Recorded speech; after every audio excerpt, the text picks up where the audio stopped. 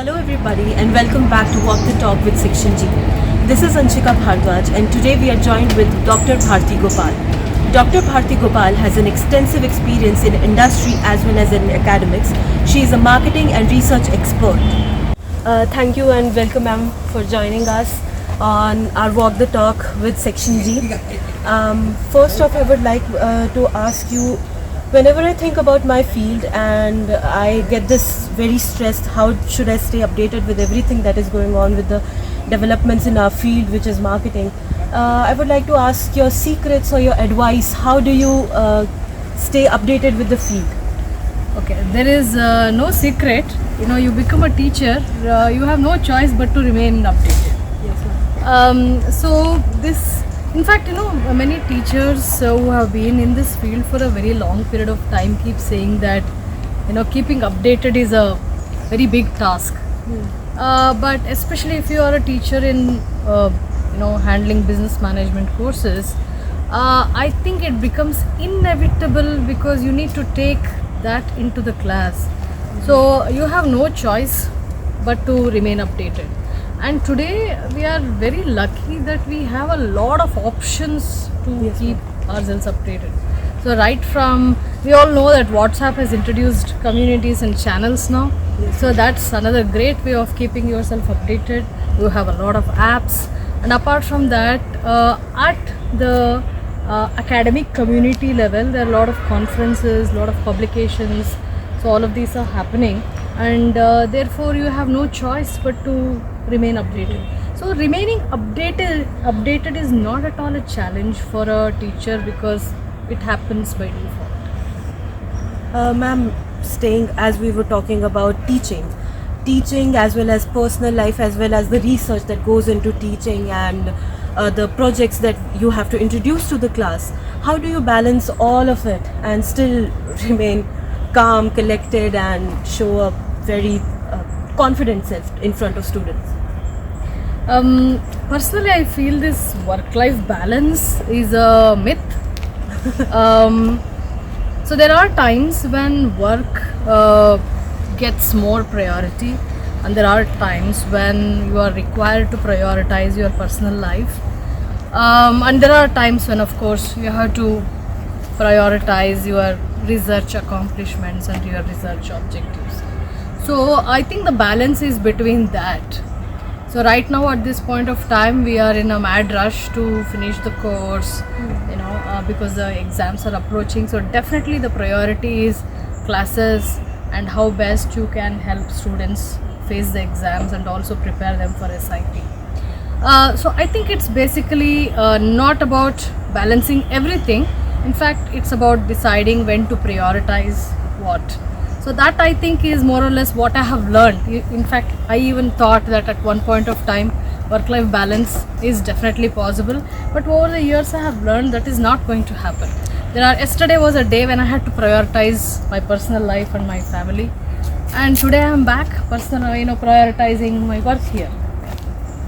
Ma'am, as we were talking about students and college, of course, there must be some memorable moments that you remember and laugh or bring smile to your face. Can you share them with us? Okay. There are quite a lot, inside the class and outside the class too. There are some students who have left an imprint on me, and some of the students have gone ahead and become my best friends. Okay, so I had one student when I was teaching in one institution here in Bangalore. So he was in my BBA class, and he went on to do his MBA abroad, and then he came back to teach. We were colleagues, we were PhD classmates. Okay, I was his boss for some time, and of course we are very good friends. And some of the conversations that I've had with him are very deep, very profound, be it on anything about life, about philosophy, about spirituality, about relationships, about teaching. So these are some relationships, these are some friendships that you have with students which have very, very deep impact. Apart from that, many students, I feel very happy when they come back and say, okay, that thing that you taught is what we see on a daily basis. And most often it happens with my case classes. So they come back and say, this is something that they are seeing on a daily basis with their company, and they're solving case studies every day. So that makes me feel very nice that I've been able to do little much change to their difference. a small difference, right, to their learning, and that makes me feel blessed to be in this particular field. Ma'am, talking about fields, if teaching wasn't your field, what would you think? If there were no limitation, what would you think you would love to do? Okay, in fact, I never wanted to be in teaching. So when I was doing my MBA, I had a friend who always used to tell me that I would be good in teaching. That was because none of my classmates would read, and I would spend hours in the library. So before the exams, they would always depend on me to explain, make them run through the entire syllabus. So they would always tell me that you will make a good teacher, and I never wanted to be teacher because both my parents are teachers. But it so happened that at that point of time, I graduated long time back, when many industries were non-existent. Like ITS was not there, organized retail was not there, e-commerce was not there. I was very much interested to get into advertising, especially on the creative side. I would have been happy even in client service, but the lack of mentors, the lack of somebody who can tell, if you want to get into advertising, what are the skills that you need to have, how do you brush up those skills, how do you acquire those skills. So all of this knowledge was there, but skill wasn't there, and where to apply, how do I go about it. If it's a small advertising agency and these are the only kind of small work they are doing, should I get into it or not? So this kind of hand-holding and mentorship was something that was lacking, and as a result, I did not get into advertising. I did work in a placement agency.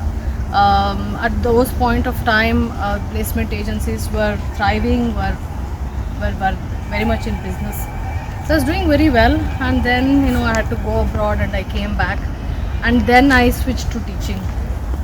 So it's been now 24 years now. So, ma'am, lastly, I would like to ask, we are having this art week, which feels like a breath of fresh air for us because of Manthan studies. The session got preponed. Ma'am, how do you think these cultural activities helps us for our mental well-being and for bringing a fresh air in students' life? Correct.